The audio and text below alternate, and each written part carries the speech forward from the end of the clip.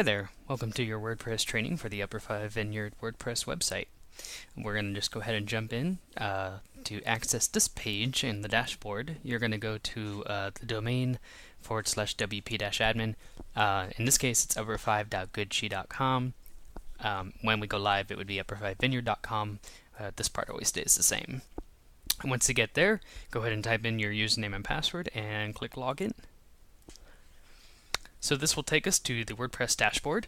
Lots to see, but luckily this is a pretty easy content management system. So we're going to break this training up into a couple segments. First thing what we're going to do is cover the WordPress editor, which includes formatting your text and images and stuff like that. Then we'll talk about pages and the menu system, and including the home page and how to edit that since it's a little different. And then we'll talk about the form that deals with like the wine inventory. So first things first, let's go ahead and just go to pages and we'll go to add new. So we're going to kind of do two in one here. So if we wanted to add a new page to the site, and we can just call it test page. And this is the WordPress editor. If you're familiar with a word processor of any type, be it Microsoft Word or other, you won't have any problem with the WordPress editor. In fact, if you use Microsoft Word, you'll probably like it a lot more. So let's go ahead and just throw some content in there. I'm going to just grab some lorem ipsum here. I have a little generator, just makes it easy. You can copy and paste from any editor. If you do copy and paste from Word, I do highly recommend that you use this option here, paste as text. And then, so now it's in plain text mode, and as it says, everything you paste will be in plain text. And the reason why is when you try and paste from Microsoft Word or other editors or even other websites, they pick up a lot of code in the background. So when you highlight just something like that, there's a lot of code in the background that styles this, and it'll pick that up too. Browsers are very smart now, and that can cause problems when pasting that stuff in the WordPress. You'll get strange formatting issues, and everything will just be a bit wonky. Use the plain text mode. It guarantees that everything you paste in here really does come in as plain text. And the reason why you want to do that is that then you can then format it using the WordPress editor. So we can click this off now, and the WordPress editor has its own built-in styles, right? So, which, if we want to just say this is a header, we can highlight it, use the drop-down, select heading 1, which I do think heading 1 is reserved for the main page title. So, let's go ahead and say that's header 2, and we're going to switch that to header 2. And then there's header 3, and then there's header 4, and so on and so forth. As you can see up here, you can bold, italicize, you can do strike through, bulleted lists, numbered lists, block quotes, horizontal lines, which just create a line break. You can align your text, front, left, center. So all very straightforward stuff. If you want to create a link, you would highlight you'd highlight the words that you want to link up, and then you would select Insert Edit Link. And this will either ask you to type in the URL, or you can choose from a list of content that is already on the site. Like if we want to link to Buy Upper Fried Wine, it automatically populates the URL up there. You can check this to open up in a new tab, and of course you can manually type in an address if it's one that maybe is not on the Upper 5 site. And then you can go ahead and click Add Link. And now that's highlighted as a link. And images. Let's throw in an image here.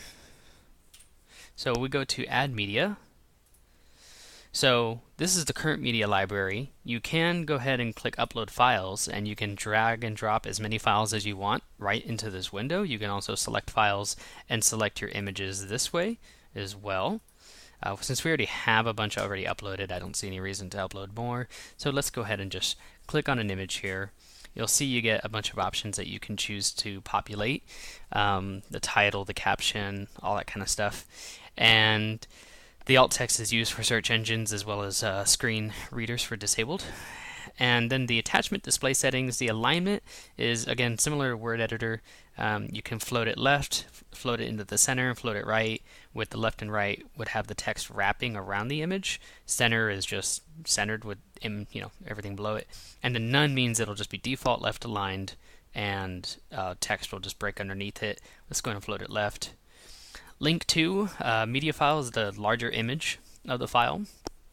Attachment page is only really used for blogging. I would ignore that. custom URL is if you just want to type in an address, and then none, which self-explanatory, which we're going to go with none. And you do get choices on the different images you can upload. You can do thumbnail, you can do medium, you can do full size. Let's do medium for now. The thumbnail is always going to be 150 by 150, by the way. And we'll insert into page. And there's our image. And then we come down here, and you'll see that there's different layouts that you can do. And the default, it says, by default, it's on the default, and that is the full width, which I imagine you want. These are for pages that have sidebars, which I don't think you'll use too much, but we can go through that again once I publish this page. And then you have your header image, and that is the big banner image that goes across the top. You can upload any size file you want, and WordPress will automatically resize this for you to the proper size. If you don't put one, I think it's just going to default to this image, which we can switch this image out for one of your own. But in the meantime, let's go ahead and just choose this one. And then let's go ahead and click Publish. And then we can go ahead and click View Page. We're going to open this in a new window here so we can see our page without going away from the dashboard. And there's our header image, here's our inline image, and our different content. So you can see, very, very easy. So this is the full width template. I can go to the, let's say, sidebar right template and click Update, and then you'll see this now has a sidebar.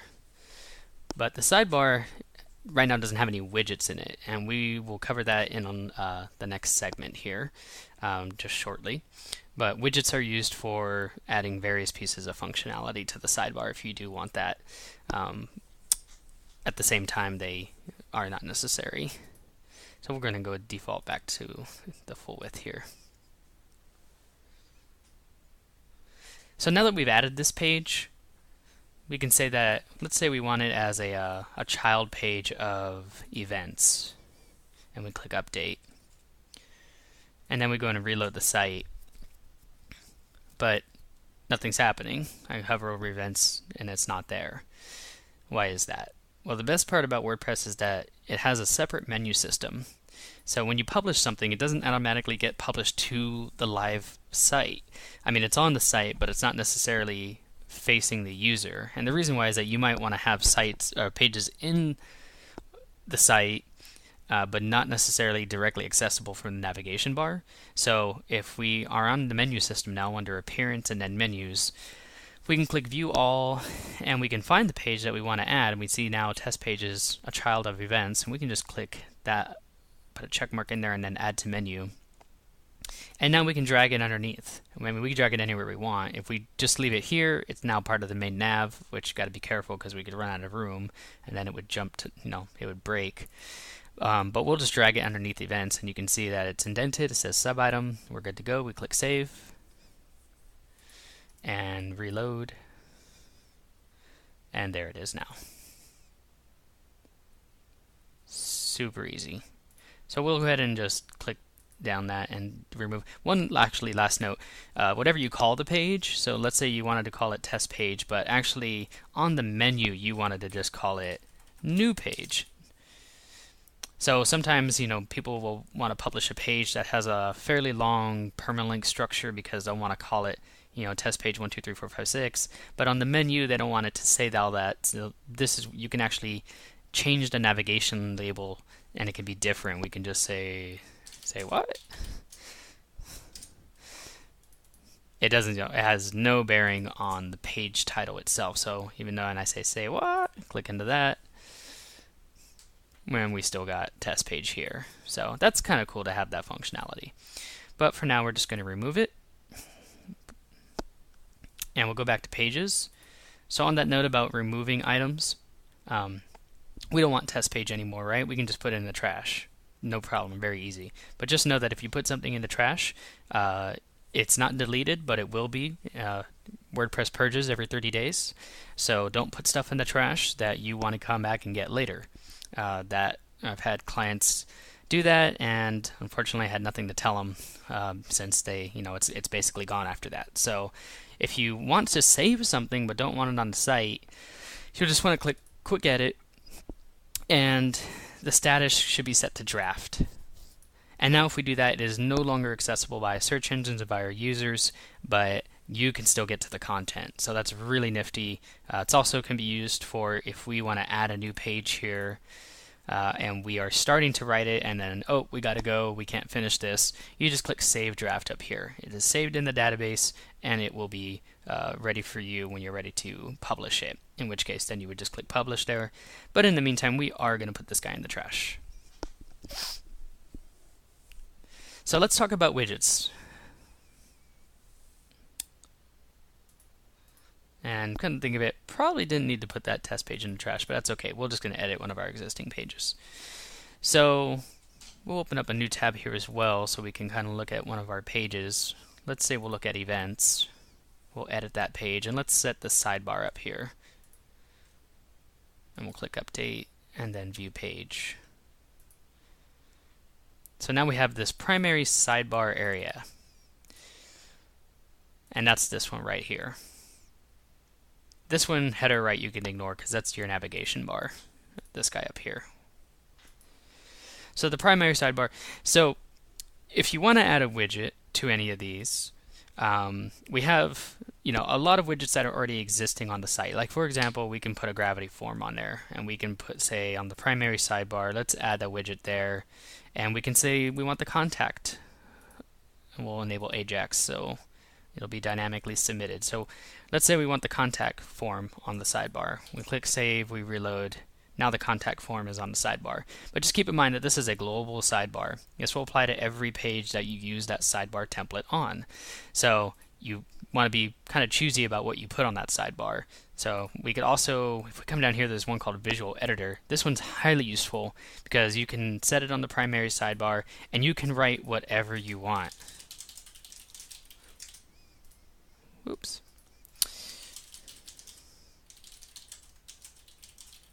And you can put images in. We'll say no alignment, no link, and then we'll put it as a thumbnail. We can put links to things. We'll just have it go nowhere for now. And then you click Save. Always remember to click Save on every widget edit you do, or else you'll lose your edits. And now we have to reload that, and now we have, this is a custom widget. So that's highly useful as well, as you can see. So if we want to remove one of these widgets, we can click Delete, and it's automatically deleted. But this is really highly, custom for you, so you can put whatever content you want there. It could be an announcement about an event, it could be an announcement about a new wine. In this case, the sidebar is pretty useful if you're going to use it with this particular widget. It's a little bit more manual, but the payoff is there for sure. So, and again, if we don't want a sidebar, we just set it back to default, click Update, and now it's not there anymore. And notice that we do have a sidebar left as well. I always just tend to go with sidebar right though. So on that note of widgets, let's talk about the home page. So on the home page we have these four, and these are controlled via, let's see, it's under widgets and then under home featured. So we have four of these, home featured 1, 2, 3, and 4, and it does it through a widget called the Genesis featured page. And as you can see, I selected the page that I want to feature. You can have a custom title. I select the page, but you'll notice this is the important part, show featured image, right? That's what gets this. And so I just want to go over the featured image. So if we go to pages and we edit the vineyard, you'll notice down here we have a featured image, and I can remove it and then update, and now when I reload the home page, this guy's not going to have an image. Oh, I guess it will because I already set it a while ago. Let's just change the featured image. That'll make more sense.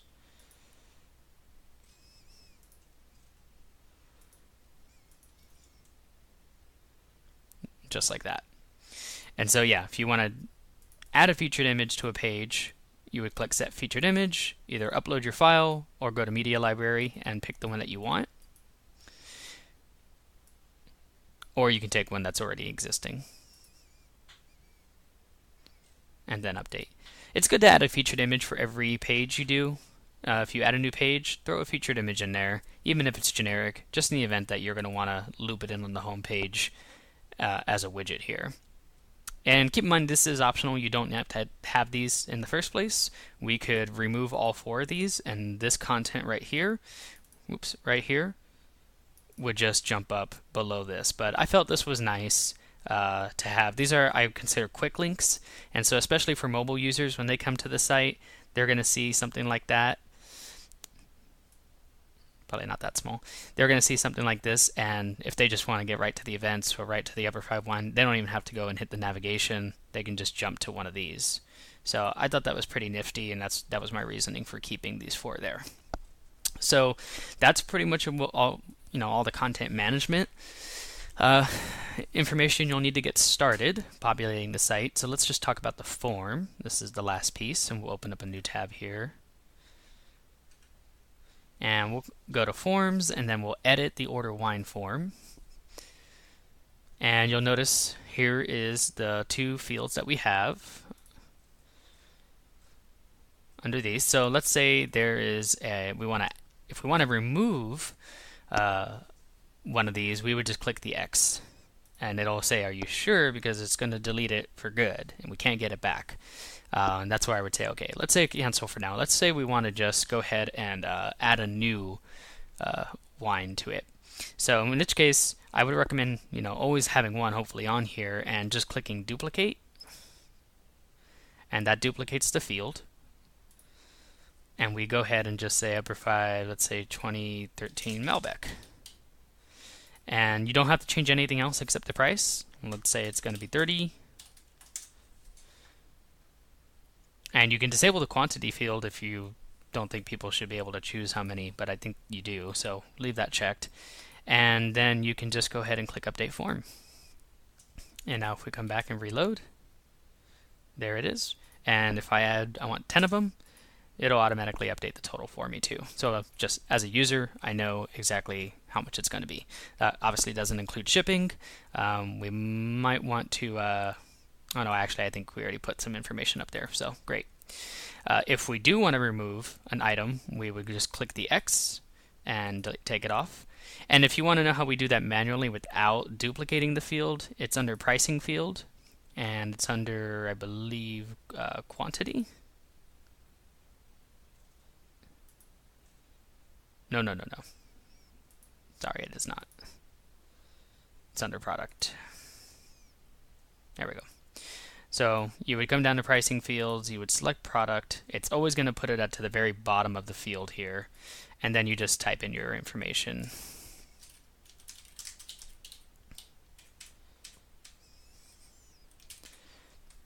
Just like that. And we don't have to do that again, of course, because we already just showed you how to update it. And so we'll click Update Form one more time just to revert our changes, reload, and there we go. So that should be really easy. You can, by all means, play with more of these fields. Gravity Forms is pretty self-explanatory, but before you do that, you might always just maybe want to duplicate the form prior, and then maybe hack up the original or hack up the new one and play around with it, just so you don't lose any of your forms. Although with that said, these are very straightforward forms, and if you needed me to fix something, it would not be a problem. The only other form we have on here is the contact form, and that's first name, phone, email, message, and this, yes, I want to receive updates. This links to your MailChimp automatically, so anybody that leaves that box checked, and you'll notice that it's checked by default, they will get submitted to the Upper5 list automatically in MailChimp. Very easy. Okay, I'm going to head back to the dashboard, but that concludes our training. I fully expect you to have questions for me, but I urge you to experiment, play with it. You can't really break it, and even if you did, I'm sure it'd be an easy fix. Just know that this is just kind of a preliminary get started training, but at the same time, the site is going to be very easy to manage for you, and I don't foresee you having many problems with it. Okay, well, I wish you good luck with it and lots of wine sold, and I'll hopefully talk and see you soon. Bye-bye.